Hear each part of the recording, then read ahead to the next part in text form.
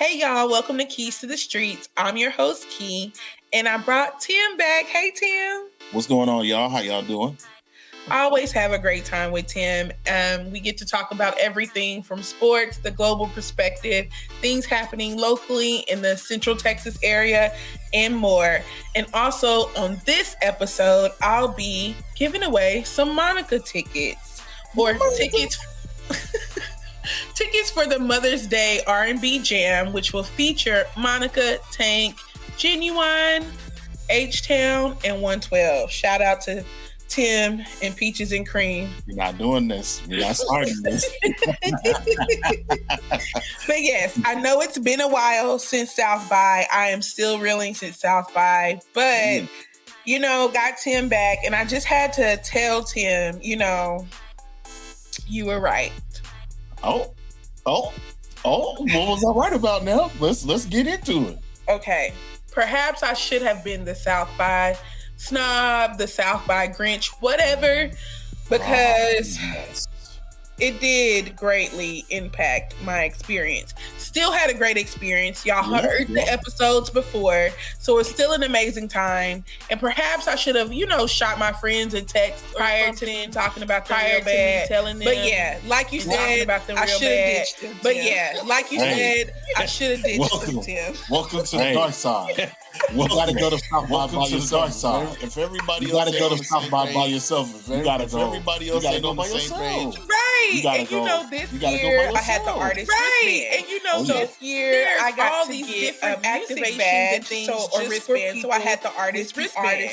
So and you know how many things I got these different activations and things just for people with the artist wristband. And you know how many things I got to participate in? I always had someone accompanying me who didn't even have a badge wristband or anything. I love my friends, but they definitely was a DOS Rocky this time, and I definitely was a little bit like a badge or wristband or anything.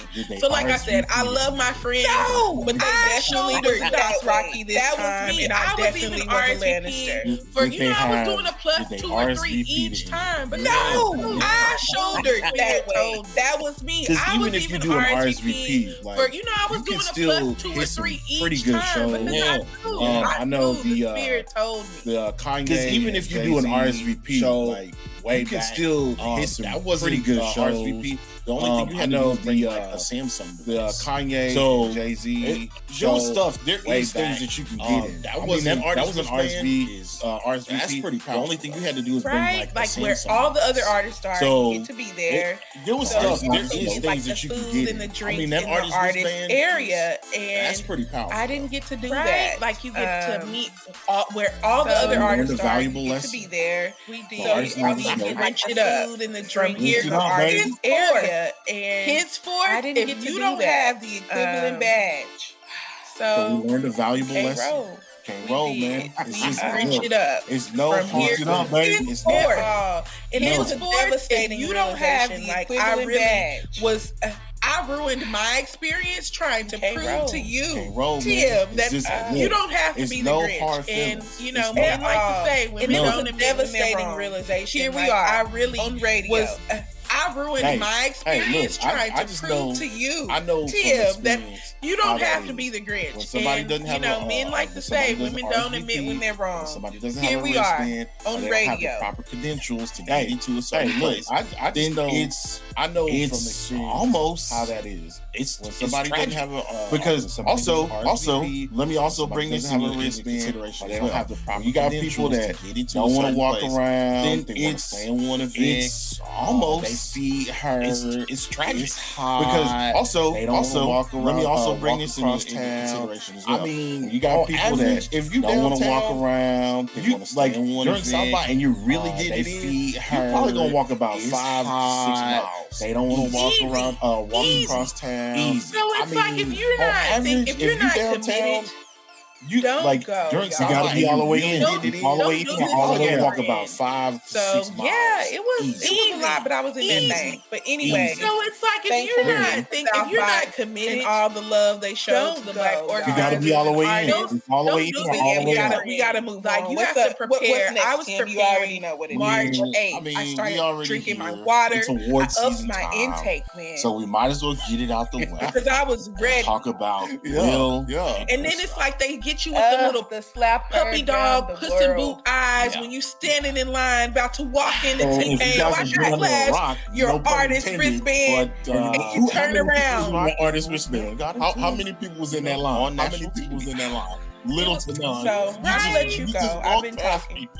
And also I have my thoughts and my feelings. And it was like right as I was like, oh, I have an artist all over the place. And I'm about to take that step in. Okay, so and I feel where you come back. I look back. My own thoughts and feelings. You look back and they look back at you like you have wronged them. This first time hosting the Oscars. Yeah. If y'all familiar, like I that's feel a like whole experience. It's like every other year next year. Or maybe I might get out there years. next year. You know, they'll bring Chris Rock back. I might do it because I always told myself I want to do it one more time. A lot of people haven't really where I been like watching go the all the way Oscars out these last couple badge, years. If we being honest, all the nines. But he made a terrible joke before I just hang it up about right. Jada Pinkett I've been doing this for a long and time. about her hair. Right, same. For the longest, I've been doing it because she shaved off her head. So, he made a doing joke it the right way, Tim. equivalent to right G.I. Jane. Now G.I. Jane came out in the 90s. It's okay. It wasn't a bad movie from what I was understanding. It was like based on a true story about a female soldier that gotta do one the military.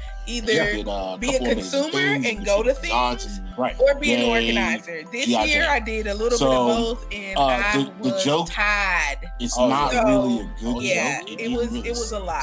On top of the movie working full time. G.I. Jane came out. So it was a lot, but I was in that thing. But anyway, thankful again for Southside and all the love they showed to the Black organizers and artists. But yeah, we gotta move on. What's up? But I do want to say, also, you already know is that what the joke is about? Because there's been so much speculation. People also speculated that because Demi Moore starred in the film, and she had her thing with Ashton Kutcher, that moment where she dated very, very young with him. People thought perhaps that could have been an allusion to that situation as well, and Jada's situation. With August Alsina. I don't know. Oh, wow. I didn't even think of that. That's really digging deep. I'm gonna let you go. Yeah, and I think people could take it so many ways because the joke just went over so many all over the place anyway. So it was just like, some people, there's speculation that Chris Rock didn't even write all of his jokes. Chris Rock, and that joke specifically wasn't written by him. Others said, he went off the cuff with it. However, it does kind of sound like white folks trying to land black jokes. I don't know, but he does. But usually they do have a team of writers. Exactly. So there's that. There's also the history of way back in the day. And about Jada and Chris Rock went on a date, and basically saying because she shaved off her head, nothing happened of that. And then Jada was asked about one of her least favorite dates or one of her worst dates. It wasn't a bad movie. And she said it was like based on a true story. And then after that, Chris Rock put her in a comedy bit. She did a couple of things where he kind of referenced that. However, G.I. Jane. It was also stated the joke, and it's all over the place. If you, Will Smith had already told Chris Rock, not to speak about Jada. That had already heard the joke. It's not really a good joke. Discussed. Right. Or that disclaimer had been made. G.I. Jane came out in the 90s. Either way, a lot of people probably were watching it on social media. I just think it was a lot. It was a lot. So it didn't land, but it also made the Oscars more interesting because, like you said, there was the Oscars so white, right? And but I do want to say also make that joke about what the joke Jada led because there's been so much speculation, and people also speculated that year in joke Moore starred in the Jada wasn't even at the Oscars, it wasn't nominated for Oscars. So what Kutcher did that moment where she dated very young so I'm like it's been a little bit of tension, and perhaps that could have been the PR industry as far there's that in situation as well, and Jada's situation is, with August Alsina. So we also don't know these people. They can see each other at the grocery store. They probably share a lot of mutual friends. And I think each of them people could take it so many ways because the joke just went over so many people's heads anyway. Twice. It was just like 3-4 times. Some people, we don't know that. There's speculation. We don't know that backstory with that joke. And that joke specifically wasn't a whole lot to say about it. Others said, he went off the cuff with it. Right. However, I think it does kind of sound like white folks trying to get in black jokes. I don't know, that moment, but. So usually they do have a team of writers. About exactly, and I think people are coming down hard on Will. There's that. There's I just feel like Will has been tried for a long time. Way back in the day regarding Jada and Chris Rock. At the end of the day, a marriage is an agreement between Jada. Those nothing happened of that, and then Jada was asked about one of her least favorite dates or one of her worst dates, and she said it was the date with Chris Rock. Nice. And then after that, Chris Rock put her in a comedy bit where he kind of referenced that. However, it was also stated that Will Smith had already told Chris Rock, not to speak about Jada, that had already kind of been discussed. Right. Or that disclaimer had been made. Either way, I just think it was a lot, it was a lot. It was a lot, but it also made the Oscars more interesting because, like you said, there was the Oscars So White, and Chris Rock also made that joke about, Jada led that initiative, and Chris Rock hosted that year and joked that Jada wasn't even at the Oscars and wasn't nominated for an Oscar. So what validity did it have? Yikes. So I'm like, it's been a little bit of tension. And, I work in the PR industry as far as in music and entertainment. And Black Hollywood is small. Yeah. So we also don't know these people. They can see each other at the grocery store. They probably share a lot of mutual friends. Each of them have 20 plus year careers. They've crossed paths more than twice, more than 3-4 times, and we don't know that. So, we don't know that backstory with that to really have a whole lot to say about it. Right. I think he handled it well. I think he handled it well for that moment. I also think, about Will, and I think people are coming down hard on Will, and I just feel like Will has been tried for a long time. Will and Jada has been tried regarding their marriage. And at the end of the day, a marriage is an agreement between those people in the marriage. Right. And he has said multiple times that Jada's situation with August was not unknown to him, that she's not done anything that he's not known about. As her husband, what can we say about that? Okay, so my thing is this. You have really, really valid points. However, their marriage has been in the limelight since we were kids. Like, I remember. Okay, so my thing is on like my old TV. You have really, really valid points. However, I remember seeing them at award ceremonies and stuff as a kid in the limelight. So it's just like since we were put their marriage. I remember there for seeing them on like very true. And so with that, speculation is going to happen. Especially I remember seeing them at award ceremonies and stuff as a kid. Let's just put it out there. Right now, if you think about it, Will Smith is like the king of social media. When he decided to join Instagram a couple years ago and really do with that, he has a production team, speculation is that goes with him all over the place in the eye, and they help him make TikToks, let's just put it out there. Reels right now, if you think about it, so like Will Smith is like the king of social media. And he decided to join Instagram a couple years ago and really do not like he has a production team Will Smith that goes with him all over the place. And they help him make TikToks, their whole relationship reels and stuff like that. Look so like stable. Like and let's just be completely honest as well. Jada Pinkett has not necessarily some of these red table talks in the most positive light. In the last couple years. It just hasn't looked like their whole relationship. Marriage. Now, if it doesn't look for them, then by all means, based on the stuff that's happening with the but that just kind of looked like some of these red table talks. Situation. I just kind of felt like everything was coming to a head. It just hasn't. So when he made that joke, it was like marriage. Now if it is back for them, then we'll react. By all means, I don't condone violence. More power to him personally. But that I would kind of looked like with behind the camera latest situation. I just kind of felt like everything was coming to a head. And so when he made that joke, it was like, I mean, geez, man, it's still very, very ugly, and I don't condone violence at all. I gotta give him props because behind the camera, Jesus, off, man, that off the stage, the walk back, where millions of people. What he said after the fact, can't say that on radio, man, but it's still very, to me, very that was ugly, all teams. But I would have done that off the cameras. Nobody would have saw that live TV. That wouldn't be for live TV. But I still don't condone violence. But if you're gonna do it, don't do it in front of millions of people. Yeah, like I said, I think everyone has a perspective on it and has a valid point.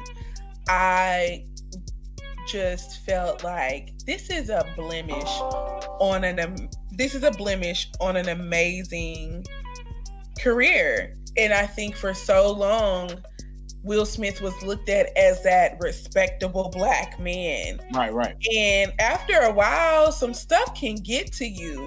Yeah. And it's like we've seen the memes that they've made of him crying and all of these different things. And I think it has also been alluded to the empowerment that he gives and that he has in his marriage and that he bestows upon his wife. Right. I think people look at him as weak.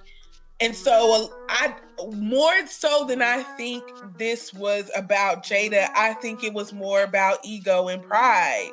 And it's one thing to joke about a man, about his wife, about his marriage behind closed doors, but to do it in his face, I don't know.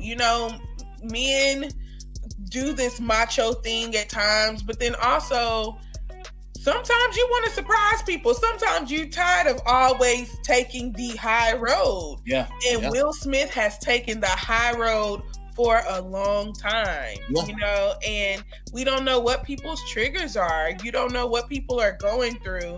And so, I don't condone violence, but I also think sometimes, when you say the wrong thing, people think words don't have power. And I always go back. It's an extreme example, but I always go back to Hitler. Hitler did not kill 4 million Jews. Yeah. But his rhetoric and what he went around saying in speeches in front of thousands of people changed the mindset. So, it's just, I don't condone violence, but, I joke about my fights in my teenagehood as well as my adulthood because disrespect, I just don't take kindly to disrespect, man. And I think I come to people so humbly and so respectfully that people want to take that kindness for weakness. And I'm like, with Will, we never see Will not be nice. Even when people are being rude and throwing jabs, he's always able to recover and take the high road. And I don't know. Willie from Philly came out. Yeah, that's true. I also would like to give credit to Chris Rock because Chris Rock, he could have fired off on Will. He really could have. And you saw that Arnold fist. Arnold fist was balled up. He thought about it. Yeah, but not only could he have done something physically, he could have done something. He could have used his words. He could have continued to go on. Because again. We've been talking about this for 7-8 minutes now. There is enough information out there that probably, I'm pretty sure Chris Rock knows. Like the whole August Alsina thing, the whole, the red table talks, the Jada Pinkett and, still being in love with Tupac, even though he's been dead for 30 years. Like, it's a bit. It's a lot. You're right. And he's on tour now. He could have went back to the drawing board and said, you thought I was done? Yeah, he could have. He could rain down all types of terror on this family. But I'm gonna say he's gonna have a bid. I'm pretty sure he's gonna have a nice bid. And I think I forget the comedian's name, but the comedian was basically saying like on Instagram, like, hey, it was Tony Baker. Tony Baker was like, the fact that Chris Rock said nothing is probably one of the best moves Chris Rock could have possibly made in that situation.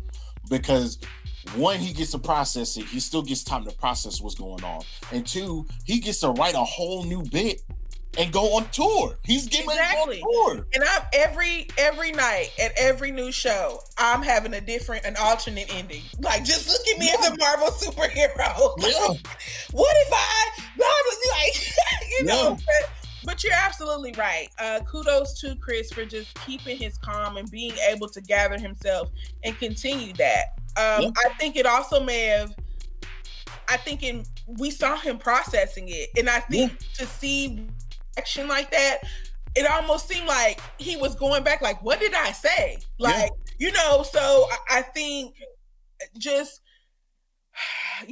kudos to Chris before I tear him to shreds, because you already know how I feel about Chris Rock. I was a fan of Chris Rock. Yeah, I'm a fan of both of them too. But then you remember a couple years ago where he was in the room with some white comedians and allowed them to say the N-word over and over, to the point that Jerry Seinfeld, who was in the room, was like, you can't say that, and was visibly uncomfortable with the other white comedians saying that. Right. And I'm sorry, what was that? I'm not a Jerry Seinfeld fan. I do not like Seinfeld at all. I think we're not going to do this because I just don't. But I appreciate him for standing up.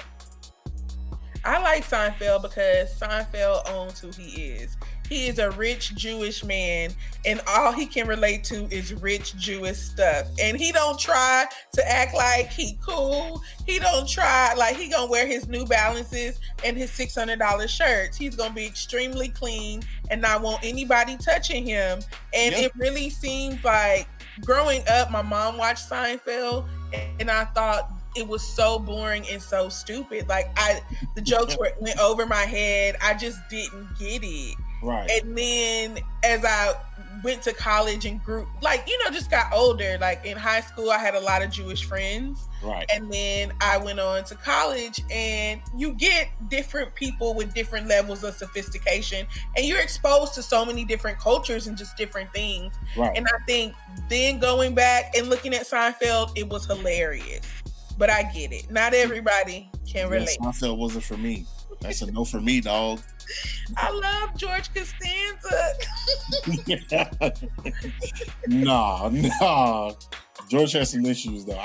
I do have Seinfeld moments. There are some of my favorite Seinfeld moments. But as far as the overall show, no, I'll pass. Anyways, like I said, shout out to Seinfeld for really stepping in and saying that. So yes, Chris, you get your kudos for your composure. That night on Oscars night, that faithful night. Yeah. But have we ever? But somebody should have slapped 5 from you. So I hate that Will had to do it. I hate that Will had to be the one. What we fail to also realize is, like, the whole night was ruined. It was so many black actors that won awards and so many movies. That night was not ruined. It wasn't? No. You don't think so? No. The fact that everything was overshadowed, like, people were just kind of like looking around, trying to figure it out, and talking to each other. Like I said, it made it more interesting. Public, yeah. Oh my gosh. I don't think the night was ruined. There were still really, really good highlights. You know who ruined the night? I love me some Meg Thee Stallion, but that We Don't Talk About Bruno rendition, trap rendition, we don't have to trap up everything. We Don't Talk About Bruno is a masterpiece as is. Yeah. And I'm like, what are you doing? Listen, Meg Thee Stallion, get your coins, get your paper, all that stuff. Get that bag. Get it all. Get it all. Get as much money as you can. I'm with while the music is still working. But we could have just not talked about Bruno. Like, we could have just followed the directions and not spoke about the man. But anyways, like I said, there were different, like, that was just a highlight of Black culture. That's why I'm like, you cannot take that away from us. We made the Oscars Black. From the slap, from Meg Thee Stallion, from Samuel Jackson. Like, we are not even talking about Samuel Jackson and how he finally got his Oscar, and how it was presented by Denzel Washington. Denzel. Get it right. Denzel Washington. Get it right. You know he's a Cowboys fan, by the way. Yeah. But you were saying, I digress. Go ahead. See, now you didn't throw me out, but no.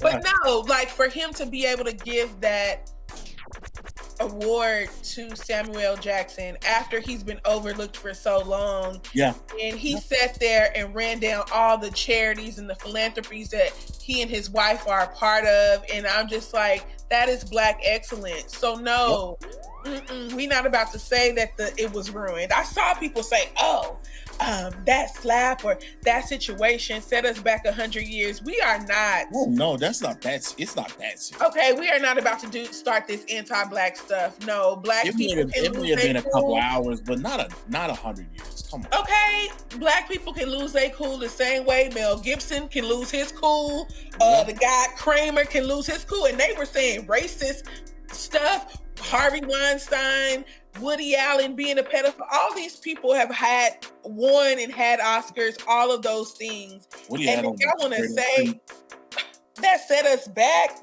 please. And then people were trying to basically advocate for taking Will's award. I'm just like, I'm not about to get behind this when all these racist pedophilia, I don't even know. Pedophilia. But I wasn't saying that. But anyways, how these racists and pedophiles can still have their Oscars and no one question it. Now, if we take Will's, we need to go ahead and review and evaluate everyone who has won before. Facts. If we're gonna do that, get them all. That whole night was a moment for Black culture, and I appreciate it because I don't know. I just felt like, wow, we didn't. The slap, we didn't need that. You don't. At the same time, we saw, you just saw Black people. It was Black culture. Yeah. And it was on the big screen. Like, no, this is how we live. We can have our moments same way y'all can have y'all moments. And you can't really paint Will Smith as that angry Black man because he's never been that. He had a moment the same way that y'all can have a moment. But why is it we are seen in one way? We are seen as monolithic. No, any person can lose their cool. Alec Baldwin people talking about trauma. Like, I couldn't believe Wanda Sykes talked about how it was traumatic for her. Yeah. Biggie Shorty, I get you gonna stand for Chris Rock because you was in Pootie Tang, but we're not gonna do that, Biggie Shorty. Biggie Shorty, shout out to Biggie Shorty. It's not our take, man. You know what I'm saying? Okay, I date on the cherries, Mamadi. Oh, oh man, that's a bit much. There's a lot of think pieces out there. I am personally over it. Again, I don't condone violence. Like I said, if I would have done anything, it would have been behind the curtain, behind closed doors, off camera, whatever the case you want to call it.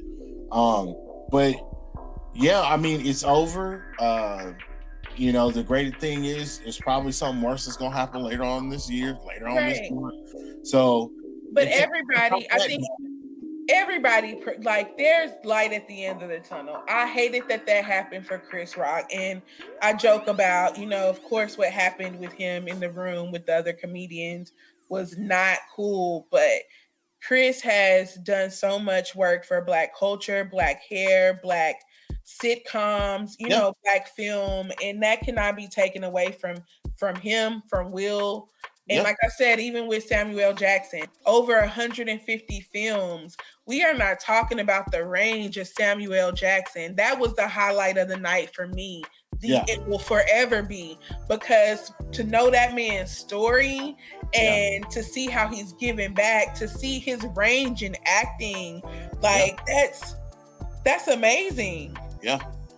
He's literally done everything from superheroes to animation. People forget he was Frozo. Right. He's done documentaries. He's done all types of stuff. And he's done so many different things. We forget A Time to Kill. I mean, yeah. You know, with my boo, Matthew McConaughey. Oh my God. You have to deal with Matthew McConaughey. I love a 10 Texas man who look like he care about black rights. Who act like it's, at least in my face. Oh man, that's hilarious. But yeah, he's done a lot. He's been around for 30, 40 years now? Is it 40? I just know it's over 150 films and it's over $27 billion gross. Like that's end all and be all. And he's one of the top, if I'm not mistaken, he's like one of the top 3 highest paid actors. Like, oh, really? Actively working. Like, yeah, he posts a lot of money. Good. He does a lot of stuff. You got to think about all the stuff that he's involved with, like commercials. He does commercials. He does. He does. Is it Capital One? Yeah, he's got Capital One. He's got a couple other things that he's involved with. So he's working. He's working. So shouts out to him. He deserves it. I hope he gets an EGOT. So yeah, I'm just looking forward to seeing what else he's got in store for us. You're absolutely right. And like I said, when I was speaking to just his range, I think more importantly, Samuel L. Jackson has never not been himself. Right. And so for him to finally get it, I'm like, of course he gets it on that night that we see a little bit of a glimpse of every type of Black culture that night. It culminated for me with him because he's had every last one of those roles and things that we've seen or that was displayed on Oscars night. So it's just like he finally got the recognition that he had, deserved. And so that should be the highlight of the night. Shout out to Samuel L. Jackson and all the work he's done for us. Yeah, for sure. Now, moving on, it's festival season. It is. Festival season is upon us. We've had South by, we've had Anything. We got Mimosa Fest coming up. Just events are popping up. Yeah. But you know what I'm looking forward to. Oh.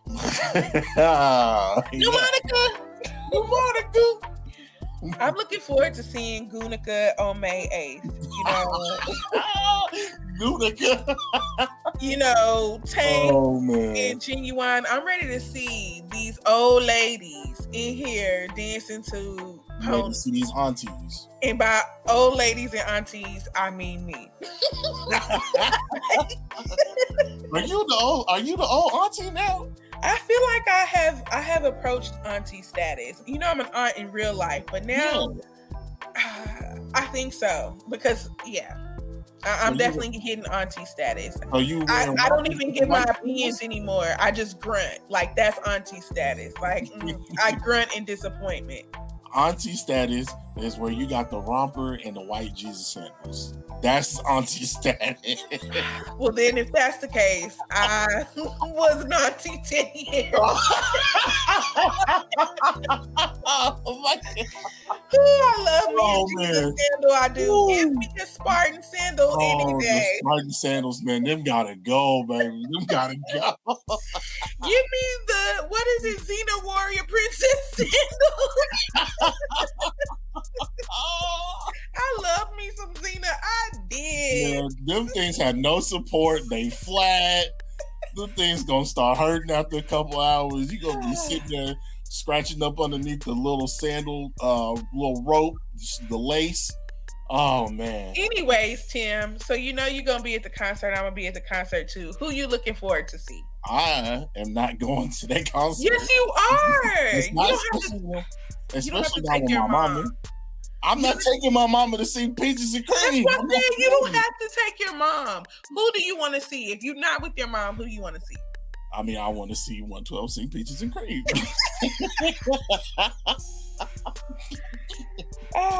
Oh man, yeah, maybe Genuine. I don't want to see Genuine. Better not be sliding back and forth on that stage, man. I want him to recreate that when he did that 106 & Park episode. There's something wrong with Genuine. We need your help. Everybody was freaking out in the audience. Oh my God. Why did you make me do that? Why? Anyways. And the music brought him back to life. Come on, man. I love it. He was before his time. That was extra. Nas X who? Oh my God. That was extra. Oh my God. Oh my gosh. Anyways. Woo. So yeah, I hope y'all getting tickets for this. They reached out to Keys to the Streets to do some ticket giveaways. So I'll be doing a lot of giveaways on my Facebook and on my Instagram, but I'm also doing a giveaway here. And my hope is that, we start buying tickets when these Black artists come into town. Oh yeah, for sure. So many times we're overlooked. They go to Houston, they go to Dallas. And it could possibly be because of how we purchase tickets. Yeah, and I always tell people, Austin, the way we buy tickets is different from everywhere else. We're going to buy our tickets the last 2 days before the event. Why do we do this? I have no idea. Yeah. But what that does to promoters and things like that is it may look like people aren't interested in the shows. And so they pull them with, enough time to recoup money. And so just something to think about going forward. But we ain't got to worry about that this time because we're going to be in that thing. Hella Yella is DJing. That's going to be fun. But for the giveaway, you have to DM me this phrase on my Twitter or on my IG at Airless. HEIR_LESS. Tim, what's the phrase? Pneumatica. That is not the phrase. I forgot the phrase. Which one is it? The phrase is, ain't none of your friends' business. Oh my God. Or should it be differences? Because remember, nobody ever knows that that's the actual song's name by Genuine. My Whole Life Has Changed. That's they just type in that. Yeah, they just type in My Whole Life Has Changed on YouTube. We know what you're talking about. Yes. So for this ticket giveaway, DM me at HEIR_LESS on IG or Twitter. Ain't none of your friends' business or differences. See, I gave you choices. That's a pretty good one. I think if you can name differences, because I don't understand why people don't know the name of that song, but yeah, is he gonna do that song? You think he's gonna do differences? I don't know. I wanted to do Same OG. I want to see Same OG. Ain't none of your friends' business. Okay. I want What's So Different. Over Pony, but I'm like, I can get why he has to. He has to do Pony. That is probably his biggest hit. It's So Anxious. No, don't forget So Anxious. No, I could do it. I mean, yeah, he's gonna do that one. But I want to do What's So Different. Oh, you right. Yeah, actually, Same OG and What's So Different were definitely the sleepers, and those are the ones I want to hear. 100% Genuine is like one of my top 5 R&B albums for sure. Which one? 100% Genuine? Yes. Genuine for sure. Actually, you're right. And it's so funny because top 10 R&B albums of like the 90s, I would give Genuine, 100% Genuine, and Monica's the first one, Miss Thing. Yeah. Oh my God. Like she was like 14 with bangers that we still bang. Like Kicking It With You was a really whole vibe. Singing as a 14-year-old. You're right. So for us to be able to see these artists with like the top 10 albums of like a decade, because Miss Thing really kind of set the tone for like girl R&B, young girl R&B for sure. And then the girl group R&B, like Monica was a whole vibe, and Sis is still making songs. Yeah. Still repping for C Murder out here. Oh my God. She did I don't know, she had some pictures that hit a couple weeks ago where she was like decked out in Louis Vuitton. Nice, solid pictures there. I got it. She's always been a beautiful girl too. Yeah, she's been real since we met her at 14. Okay. So Gunica ain't never been Gunica. Yeah. Anyways, yes. And then, of course, there's 112. Like, oh, well. Cupid? Yeah, if you don't say Cupid. Now, you want to talk about songs? If we want to talk about songs, Cupid is up there. Yeah. My top 3, probably Cupid, Beauty by Dru Hill, and I gotta throw Michael Jackson in there. Young Mike, Lady of My Life. That's like one. That's like Lady top. of My Life was a beautiful song. And then I gotta throw in there LL Cool J, Hey Lover, even though he was dirty macking the whole time. I think that's why I like that song. Because he was dirty macking the whole time. You a true dirty mac. He was dirty macking the whole time. But it was a great song. I'm not a big Tank fan, you know, but whenever I say that, people be wanting to fight, you know. I Deserve, man, come on now. I hated that song. Come on now. You knew you deserved it. That's why you singing the song. Don't maybe it. You should have just took out maybe. You deserved it. Oh yeah. Yeah, that's a great one right there. You want to talk about some sing-alongs? Oh, everybody know the names to that song. Yeah, and Tank wrote a lot of amazing songs for other people. That also, you know, he wrote a lot for Aaliyah too. A lot of people don't realize that he wrote a lot for Aaliyah. That artist room. And one day we got to talk about that. Did we ever talk about? We never revisited how we got into it with the Aaliyah Army on Twitter. Do you remember that? That is a topic for another show. But in the meantime, y'all make sure y'all get those Mother's Day R&B tickets. Yeah. And yes, y'all send me the phrase so you can get free ones. And that's that on that. As we sign off, Tim, you got anything for the people? No. You guys just festival season is coming. You know, there's gonna be plenty of things to do. Get out there, get your kids out there, get them off of Fortnite, get them off Call of Duty. It's a nice, I would say this is probably the best time in Austin because we're like at the start of spring, so it's not really super hot. Right. So it's like now is the perfect time to get out. So yeah, y'all be hiking and stuff, but go and have that brunch, outside instead of doing it inside. Go and fly some kites. Thank you for that sermon on this day, Tim Wayne. And where can they find you? At Tim Wayne on Twitter. All right. So that's that. Grand Rising, you beautiful kings and queens. I couldn't even get it out because I hate it. Because it's not, that's not for you. That's not for you to say. Y'all have a good one. Thank y'all for tuning in to Keys to the Street. Y'all stay safe now. You hear?